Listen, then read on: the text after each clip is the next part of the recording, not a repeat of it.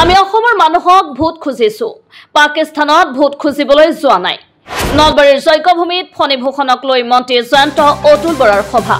বিজেপিৰ সংখ্যালঘু তুষ্টিকৰণ চৰ্চা সম্পৰ্কত সোধা প্ৰশ্নৰ উত্তৰত মন্ত্ৰী জয়ন্ত মল্ল বৰুৱাই কয়, আমি অসমৰ ভিতৰত ভোট খুজিছো, পাকিস্তান বা বাংলাদেশত ভোট খুজিবলৈ যোৱা নাই।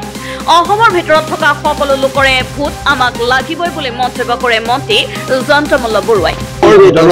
প্ৰতিগৰাকী ভোটাৰে যাৰ ভোটাধিকাৰ আছে সেইসকল আমাৰ ভোটাৰ। গতিকে ভোটাৰক আমি কাম কৰি ভোটাৰৰ কাৰণে আমি ভোট বিচাৰিবই লাগিব। আমি অসমৰ বাহিৰততো মানুহৰ দেশত ভোট বিচাৰিব যোৱা নাই, পাকিস্তানততো ভোট বিচাৰিব যোৱা নাই। আমি ভোট বিচাৰিছো অসমৰ চাৰিসীমাৰ ভিতৰত থকা ভোটাৰসকল।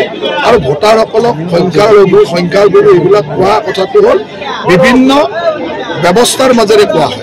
কিন্তু এটা কথা ঠিক যে এইবাৰ সংখ্যালঘু জনসাধাৰণে এইবাৰ সিদ্ধান্ত লৈছে যে হিমন্ত বিশ্ব শৰ্মা ডাঙৰীয়াৰ লগত থাকিব, মোদী ডাঙৰীয়াৰ লগত থাকিব। ইপিনে মূল্যবৃদ্ধিৰ বাবে নিৰ্বাচনত ভোটদানৰ হাৰ কমিছে নেকি বুলি সোধা সাংবাদিকৰ এক প্ৰশ্নৰ উত্তৰত মন্ত্ৰী জয়ন্ত মল্ল বৰুৱাই কয়, মূল্যবৃদ্ধি ক'ত হৈছে?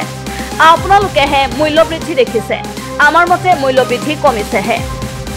গেছৰ দাম কমিছে, পেট্ৰলৰ দাম কমিছে বুলি জয়ন্ত মল্ল বৰুৱাই মন্তব্য কৰে। গেছৰ দাম কমিছে, পেট্ৰলৰ দাম কমিছে, গেছৰ দাম, পেট্ৰলৰ দাম, অত্যাৱশ্যক সামগ্ৰীৰ দাম কিছুদিনৰ পৰা কমিছে। মূল্য বৃদ্ধি ক'ত হৈছে আপোনালোকে গম পাব।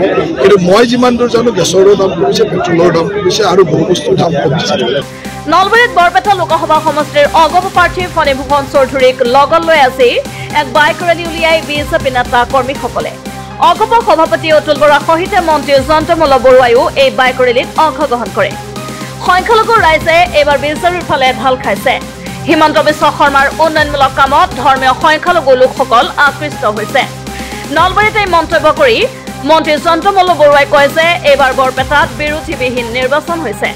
আনহাতে এইবাৰ পুৰুষৰ কাৰণে আঁচনি প্ৰস্তুত কৰা বুলি মন্তব্য কৰি জয়ন্ত মল্ল বৰুৱাই কয় যে পৰিয়ালৰ মুৰব্বীৰ নামত দুটাকৈ বীমাকৰণ কৰা হ'ব।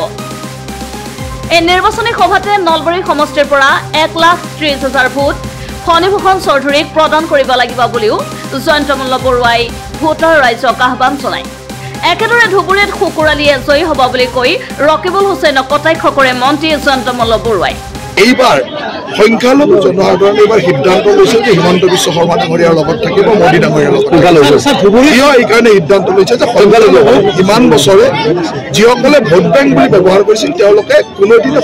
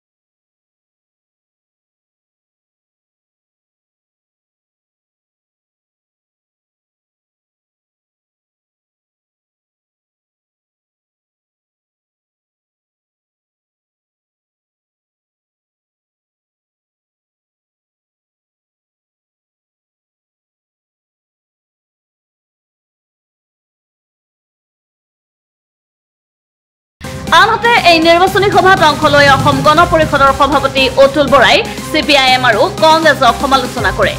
সমষ্টি নিৰ্ধাৰণ কৰাৰ পিছত বৰপেটা লোকসভা সমষ্টিটো আমাৰ হাতলৈ আহি গৈছে। বৰপেটা লোকসভা সমষ্টিত এতিয়া আমাৰ আৰু কোনো প্ৰতিদ্বন্দ্বী নাই।